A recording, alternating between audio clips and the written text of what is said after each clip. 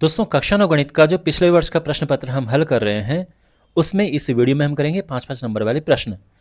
पिछले वीडियोज़ में हमने 4 नंबर तक के प्रश्न हल कर दिए हैं, जिनका लिंक आपको वीडियो के डिस्क्रिप्शन में जो प्लेलिस्ट है उसमें मिल जाएगा। इस वीडियो में हम ये क्वेश्चन करेंगे 5-5 नंबर वाले, कुल 6 प्रश्न हैं और 1 बाय 1 हम इन्हें सभी क्वेश्चंस को करेंगे। अच्छे से मैं आपको समझाऊंगा। और अगर आपने अभी तक चैनल को सब्सक्राइब नहीं किया है तो सब्सक्राइब करें। तो शुरू करते हैं। तो यहाँ पर ये क्वेश्चन है, हमने 0.47 है, इसके ऊपर बार लगा हुआ है, इसको P/Q के रूप में व्यक्त करना है, यानी इस दशमलव संख्या को भिन्न के रूप में हमने व्यक्त करना है। तो ठीक है, करते हैं। तो सबसे पहले हम क्या करते हैं, जिस भी संख्या को हमने भिन्न के रूप में व्यक्त करना होता है, हम शुरुआत करते हैं किससे, माना, और ये जो संख्या है 0.47, इसको हम ले लेते हैं x बराबर 0.47 बार। ठीक, अब हम क्या करेंगे, 0.47 बार का मतलब ये है कि ये रिपीट हो रहा है, 474747 है, तो हम 3 बार लिख देंगे और आगे डॉट डॉट डॉट लगा देंगे। तो ये और ये हैं सेम ही चीज़, पर लिखने के अलग अलग तरीके हैं। अब हम इसमें इसको समीकरण नंबर 1 नाम दे देंगे और अब इसमें 100 से गुणा करेंगे। तो समीकरण 1 में 100 से गुणा करने पर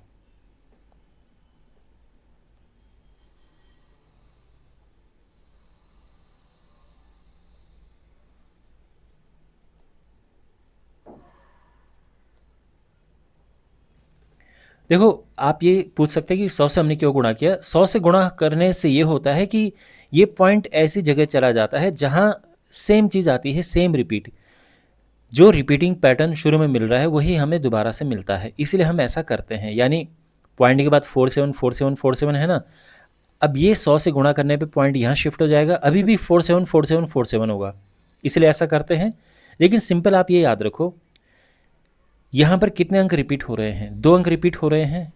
तो अगर 1 अंक रिपीट हो तो 10 की गुणा करो, 2 अंक रिपीट हो तो 100 से गुणा करो, 3 अंक रिपीट हो तो 1000 से गुणा करो। ये सिंपल रूल आप याद रखना, ठीक है। तो इसमें गुणा करेंगे तो ये हो जाएगा 100x बराबर पॉइंट यहाँ पे चला जाएगा 47.4747 डॉट डॉट डॉट, और ये समीकरण नंबर 2 आ चुका है, ठीक है। अब हम समीकरण 2 से समीकरण 1 को घटाएंगे, इससे इसको, तो लिखेंगे हम समीकरण 2 से समीकरण 1 को घटाने पर, ओके। अच्छा, तो समीकरण 2 तो आएगा ऊपर, और उसका कारण ये कि समीकरण 2 में बड़े बड़े नंबर हैं तो उसको हम ऊपर लिखेंगे, समीकरण 1 में थोड़ा छोटे नंबर हैं तो उसको नीचे लिखेंगे, जिससे माइनस की प्रॉब्लम ना हो।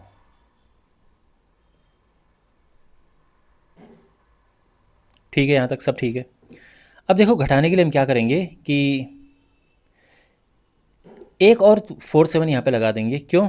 क्योंकि देखो 474747 तो चलता जा रहा है ना, उसकी तो कमी है नहीं, तो लिख देंगे, और ये एक जैसा होना चाहिए। अब ये माइनस करेंगे, घटाएंगे हम, ये भी घटाएंगे, है ना, घटाना है हमने, तो ये सब कट गए, तो ये तो कुछ नहीं आएगा, केवल यहाँ पे आएगा 47, ये सारा ज़ीरो हो गया, ठीक है, लिखने की भी ज़रूरत नहीं है।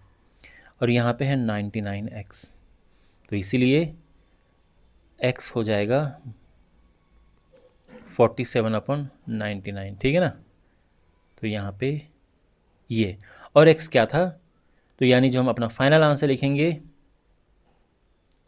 कि 0.47 बार, ये है 47/99, और ये हमारा आंसर है।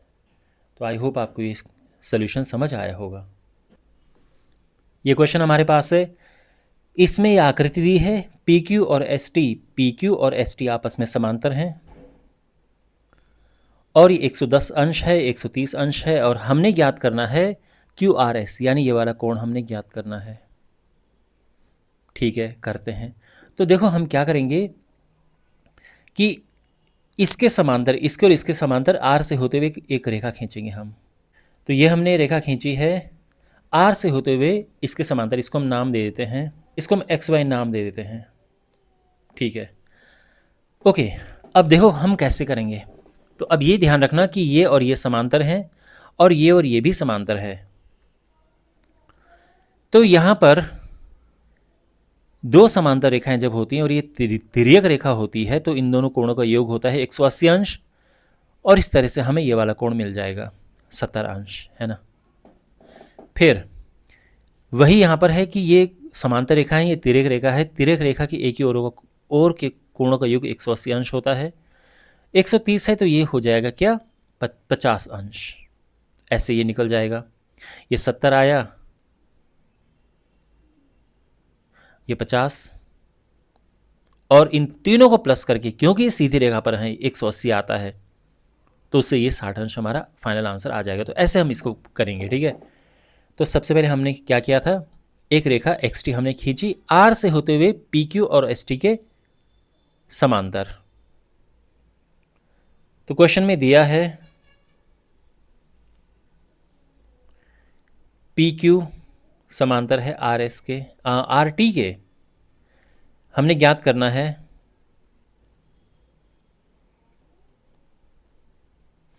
कोण क्यू आर एस। साथ में ये भी दिया है, वैसे आप चाहो तो लिख सकते हो। अब यहाँ पे देखो हमने क्या किया, आर से होते हुए एक रेखा खींचेंगे, तो आर से होते हुए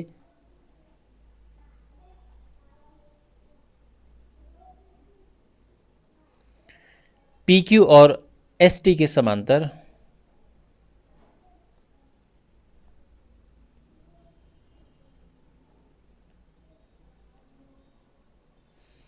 एक रेखा एक्स वाई खींचेंगे।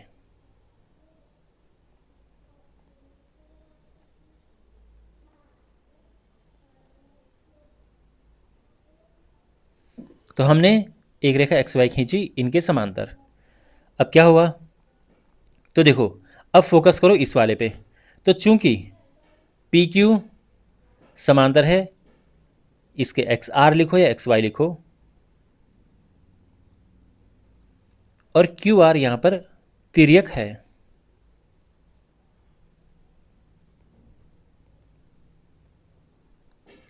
तो इससे क्या होगा, इस कोण और इस कोण का योग हो जाएगा 180 अंश। कोण पी क्यू आर प्लस कोण क्यू आर एक्स,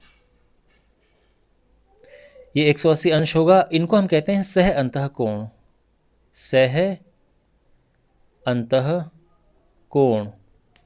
अब ये है 110, पी क्यू आर है, पी क्यू आर है 110 अंश, तो हम यहां पे रखते हैं।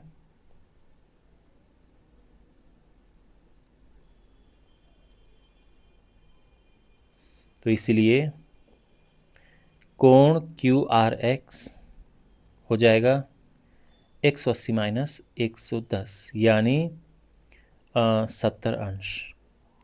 ये कोण आ चुका है। अब हम इसके बारे में यहाँ देखते हैं। तो एस टी और एक्स वाई समांतर हैं,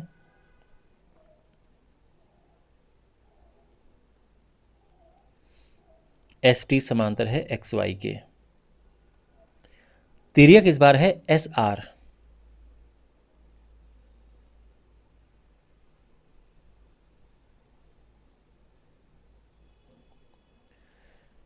तो इन दोनों को प्लस करके 180 अंश आता है। ये कोण आर यानी कोण आर एस टी प्लस कोण एस आर वाई।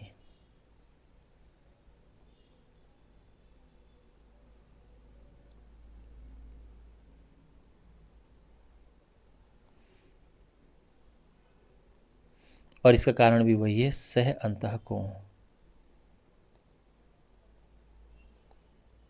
सबसे इंपॉर्टेंट प्रॉपर्टी है ये जब दो रेखाएं इस प्रकार से समांतर होती हैं, ये तिर्यक रेखा है, तो तिर्यक रेखा के एक ही ओर के अंतः कोणों को हम कहते हैं सह अंतः कोण, और इनको प्लस करके आता है 180 अंश।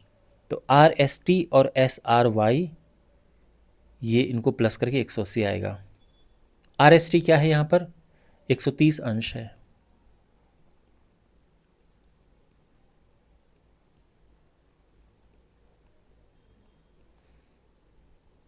तो इससे हो जाएगा एंगल एस आर वाई बराबर 180 माइनस 130 यानी 50 अंश। तो अब देखो क्या हुआ कि ये कोण आ चुका है, ये कोण आ चुका है, और आप जानते हैं कि एक ही रेखा में जब सभी कोणों को हम प्लस करते हैं तो योग 180 अंश होता है, क्योंकि एक पूरी रेखा 180 अंश की होती है। तो हम लिखेंगे कि कोण क्यू आर एक्स प्लस कोण क्यू आर एस प्लस कोण S R Y is equal to 180 अंश। ओके, अब कोण क्या है ये, क्यू आर एक्स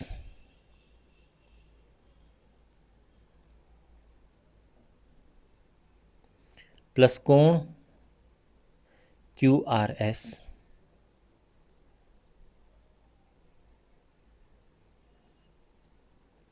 प्लस कोण एस आर वाई बराबर है 180 अंश, क्योंकि एक रेखा में बने कोण हैं।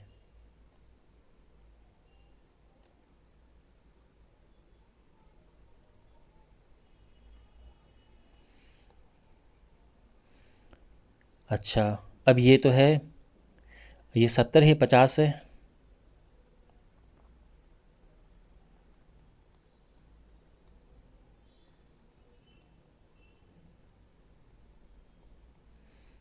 और इस तरह से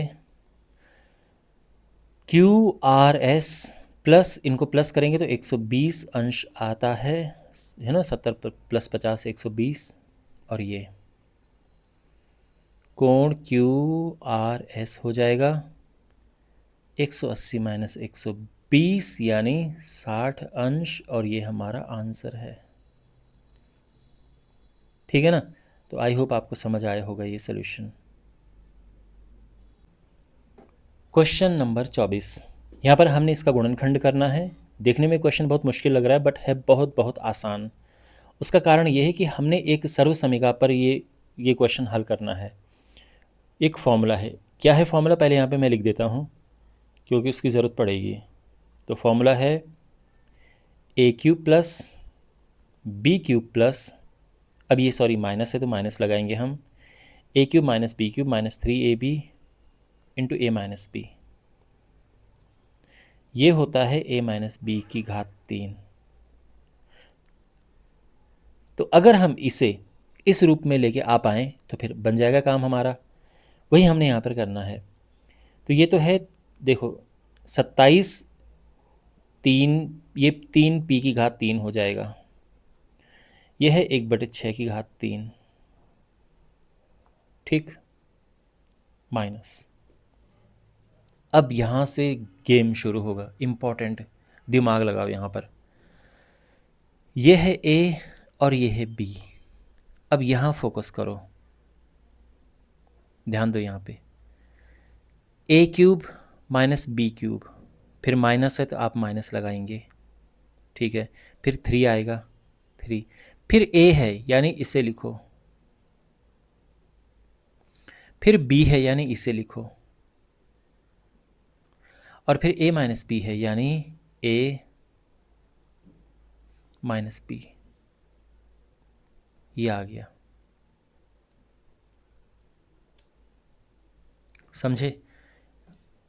तो हमने इसको इस रूप, अगर आप इसको सिंप्लीफाई करने की कोशिश करें, सरल करने की कोशिश करें कि 3 से 1 कटा 2 आया, 3/2, इसके अंदर गुणा करने की कोशिश करेंगे, बिल्कुल यही चीज़ आएगी।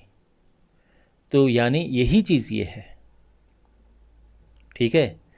अच्छा, अब यहाँ पर ये हो जाएगा, क्योंकि ये बिल्कुल ये वाली फॉर्म बन रही है तो इसको हम लिख सकते हैं ये, यानी ये है a तो अपना 3p है, b अपना 1/6 है, इसकी घात 3 हो जाएगा।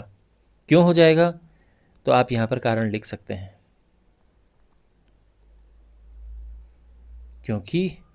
क्योंकि ऐसा है, ओके।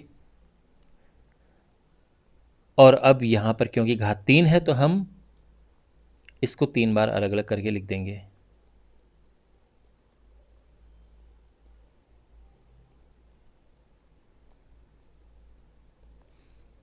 और ये हमारा आंसर आ चुका है,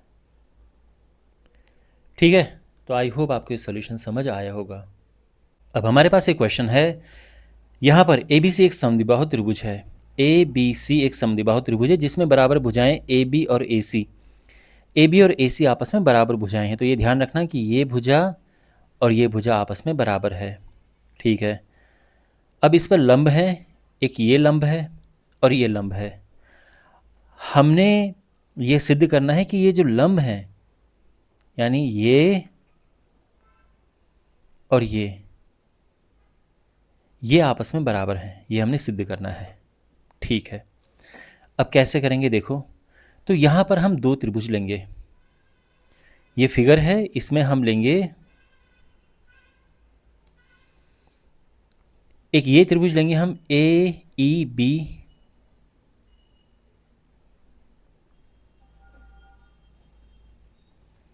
दूसरा लेंगे त्रिभुज ए एफ सी। अब इन दोनों त्रिभुजों को लेने का कारण समझो। A E B and A F C, ध्यान रखो जो भी चीज़ें दे रखी हैं क्वेश्चन में और जो हमने फाइंड करनी है, ज्ञात करनी है, सब इनमें है। अगर आप इन दोनों त्रिभुजों को देखें तो ये और ये बराबर दिया है, जो कि है ना, ये बराबर दिया है यहाँ पर। इसके अलावा ये कोण 90 और ये कोण 90 है। इसके अलावा ये कोण दोनों के लिए कॉमन है और ये हमने ज्ञात करना है। तो जो हमने त्रिभुज लिए हैं सारा का सारा इन्हीं में है। ठीक है, अब ध्यान से देखो, त्रिभुज ए ई बी और त्रिभुज ए एफ इसमें तो कैसे ये हमने सिद्ध करना है कि ये और ये बराबर हैं।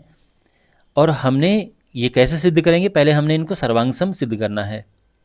सर्वांगसम कैसे सिद्ध होंगे, तो यहाँ पर ये साइड और ये साइड तो बराबर हैं, तो ये साइड और ये साइड इक्वल हो गई। ठीक है, ये एंगल दोनों के लिए कॉमन है और साथ में ध्यान रखना ये एंगल और ये एंगल 90 है, तो ये एंगल और ये एंगल भी बराबर हैं। अब ध्यान से देखो, आप ये त्रिभुज देखो, इस बात का ध्यान रखना कि ये जो कोण है, ये कोण इस वाले त्रिभुज का हिस्सा है, इस वाले का नहीं है। इस वाले त्रिभुज का हिस्सा ये वाला कोण है, तो ये कोण और ये भुजा। ओके, तो इसको हम कहेंगे एंगल एंगल साइड। ऐसे ही इस त्रिभुज को देखो, तो यहाँ पे भी क्या है, ये कोण मतलब ये कोण है ना, और ये कोण और ये भुजा ये बराबर हैं। मतलब ये भुजा और ये भुजा बराबर है, ये कोण और ये कोण बराबर हैं और ये दोनों के लिए कॉमन है। तो यहाँ पे एंगल एंगल साइड रूल बन रहा है और ये रूल होता है, ये नियम होता है। तो हमने अब ऐसे करना है। तो देखो, सबसे पहले तो हम यहाँ पर लेंगे कि एंगल ए ई बी बराबर है एंगल ए एफ सी के, दोनों 90 अंश हैं।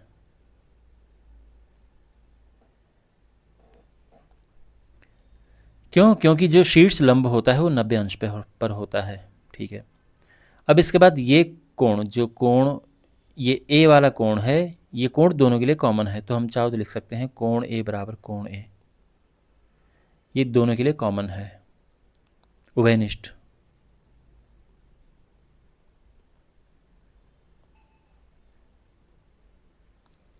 और अब इस त्रिभुज में भुजा ए बी,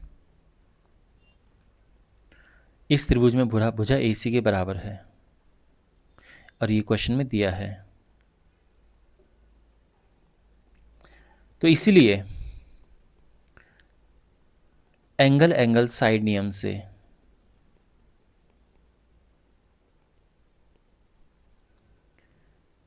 त्रिभुज ए ई बी सर्वांग सम है त्रिभुज ए एफ सी के। तो अब ये दोनों त्रिभुज आपस में सर्वांग सम है, आपको समझ आ गया।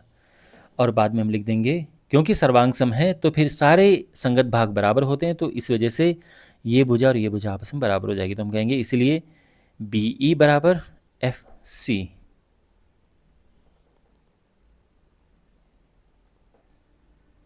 क्यों? सी पी सी टी से। Corresponding parts of congruent triangles, तो जब त्रिभुज सर्वांगसम, मतलब इसका हिंदी में है सर्वांगसम त्रिभुजों के संगत भाग बराबर होते हैं, तो ये सर्वांगसम त्रिभुजों के ये संगत भाग हैं और ये बराबर हैं, और ये सिद्ध हो चुका है। तो मुझे उम्मीद है कि आपको समझ आया होगा। ठीक है, अब हमारे पास ये क्वेश्चन और हमने यहाँ पर इसको सत्यापित करना है, यानी सिद्ध करना है कि ये ऐसा है। तो करते हैं। तो देखो यहाँ पर क्या है, हमने पहले ये साइड लेनी है और इसको हमने सॉल्व करना है और ये लेकर आना है। तो यहाँ पर जब हम ये लेंगे मतलब ये हमने क्यों, हाँ ये हम क्यों लेंगे, क्योंकि थोड़ा मुश्किल साइड है, हमेशा हम ऐसा ही करते हैं। तो हम लेते हैं दायां पक्ष, right hand side, half x plus y plus z, और ये है एक्स माइनस वाई का वर्ग प्लस वाई माइनस जेड की घात 2 प्लस जेड माइनस एक्स की घात 2। ठीक है, अब यहाँ पर x plus y plus z. ठीक है, अब देखो यहाँ पे कैलकुलेशन शुरू होगी। तो इसका वर्ग क्या होता है, तो आप जानते हैं कि x माइनस वाई का वर्ग होता है x square plus y square minus 2xy। वही यहाँ पर करेंगे, y square plus z square minus 2yz, z square plus x square minus 2zx। ठीक है यहाँ तक, okay. X plus y plus z, x square plus x square है 2x square, y square plus y square 2y square, z square plus z square 2z square. ठीक है ना, minus ये लिख दो, माइनस ये 2zx, समझे। अब 2 यहाँ से कॉमन ले लो, सब में 2 है तो वो बाहर आ जाएगा, तो ये यहाँ पे 2/2 हो जाएगा। x plus y plus z, अंदर बचेगा x square plus y square plus z square minus x y minus y z minus z x. और अब हम ये तो 2 से 2 कट गया, इसको हटा देते हैं, और अब इसका गुणा होगा इससे। तो पहले x का करेंगे सबसे, x cube plus x y square plus x z square minus x square y minus x y z minus, देखो जेड एक्स स्क्वायर हो जाएगा। ठीक है ना,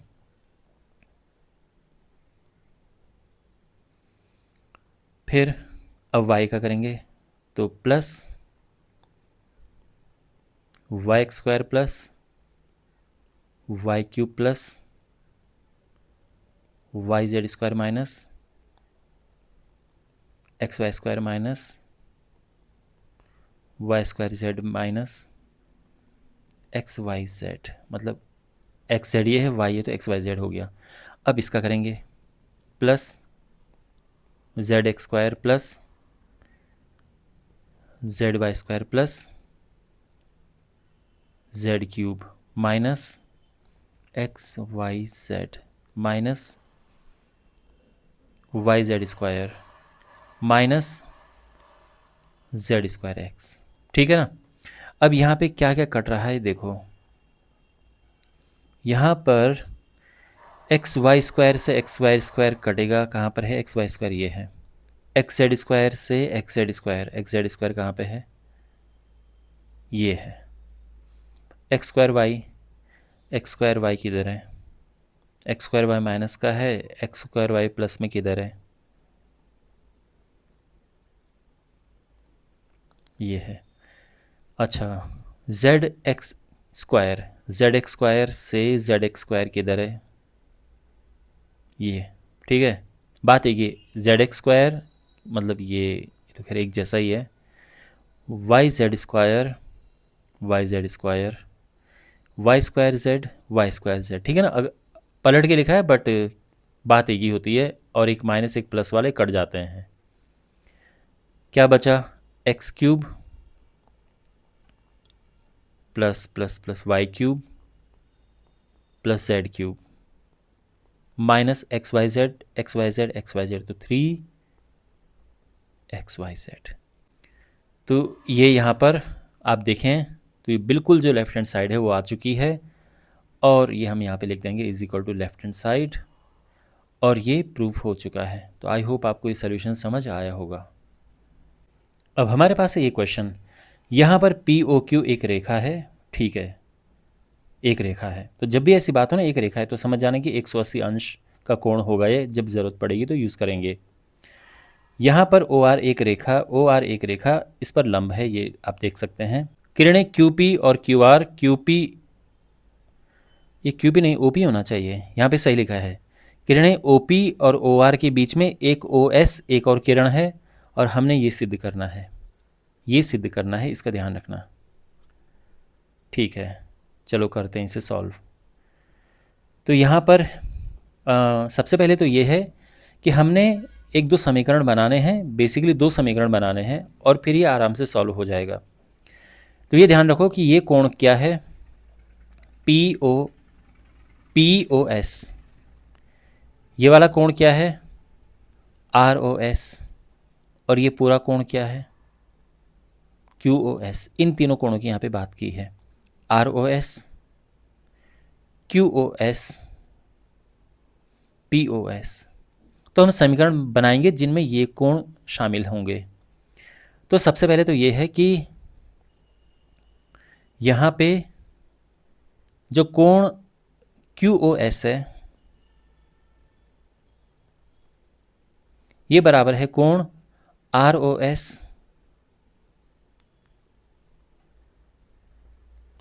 प्लस 90 डिग्री। आप समझ रहे हैं, ये तो 90 अंश है, ये तो क्वेश्चन में लिखा है कि ये 90 अंश है। तो ये पूरा कोण क्या हो जाएगा, ये कोण प्लस 90। समझे आप। अब यहाँ पर देखो, ये कोण और ये कोण, इन तीनों को मिला के कितना है, 180 अंश है। तो वो हम वहाँ पे लिख देंगे, कोण POS यानी ये प्लस कोण ये प्लस कोण ये, जो कि है 90 अंश। ठीक है, 90 अंश ये है यहाँ पर, ये है 180, तीनों को मिलाकर 180 है क्योंकि ये एकदम सीधी रेखा है। तो ये हो जाएगा POS प्लस कोण ROS बराबर, ये 90 उस तरफ जाएगा, माइनस हो के ये भी 90 आ जाएगा। अब एक समीकरण हमारे पास ये है और एक समीकरण हमारे पास ये है। इन दोनों में कोई प्रॉब्लम है? देखो, पहले हमारे पास ये था कि QOS, ये जो पूरा कोण है ये है क्या, ये पूरा कोण जो है ये क्या है, ये इस कोण और इस कोण को मिलाकर है, यानी ये प्लस ये तो 90 है और बाद में हमने क्या लिखा कि ये प्लस ये 180 है, वो भी हमने लिख दिया। अब हम क्या करेंगे, देखो अब हमने सिद्ध करना है ये, यहाँ पर हमें ROS चाहिए, QOS चाहिए और POS भी चाहिए। जो नहीं चाहिए वो है कि 90 नहीं चाहिए हमें यहाँ पे लिखा हुआ, तो वो हटाओ यहाँ से। तो हम जो ये 90 है ना, ये इसको यहाँ पे रख देंगे। तो हम समीकरण 2 से समीकरण 1 में प्रतिस्थापित करेंगे, रखेंगे। समीकरण 2 से क्या हम रखेंगे कि 90 अंश बराबर है कोण POS प्लस कोण ROS। समीकरण 1 में रखेंगे हम।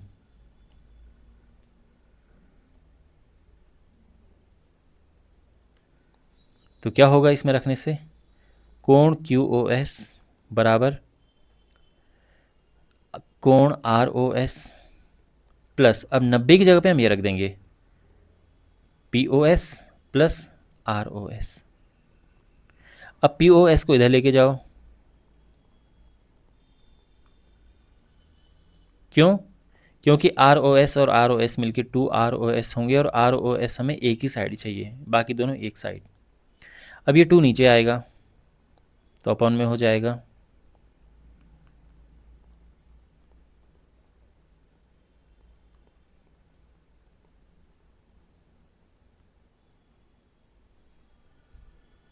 ठीक है। और therefore angle ROS is equal to half of angle QOS minus angle POS, और ये प्रूफ हो चुका है। ठीक, तो आई होप आपको ये सोल्यूशन समझ आया होगा और इसी के साथ ये पूरा क्वेश्चन पेपर कंप्लीट हो चुका है। इससे पिछले वाले जो क्वेश्चंस थे उनकी वीडियोस ऑलरेडी अपलोड हो चुके हैं, आप डिस्क्रिप्शन में उनका लिंक देख सकते हैं। अपने सामने भी जो प्लेलिस्ट आप देख रहे हैं उसमें मिल जाएंगे। चैनल को सब्सक्राइब करें और इन वीडियोस को अपने दोस्तों के साथ में शेयर करें।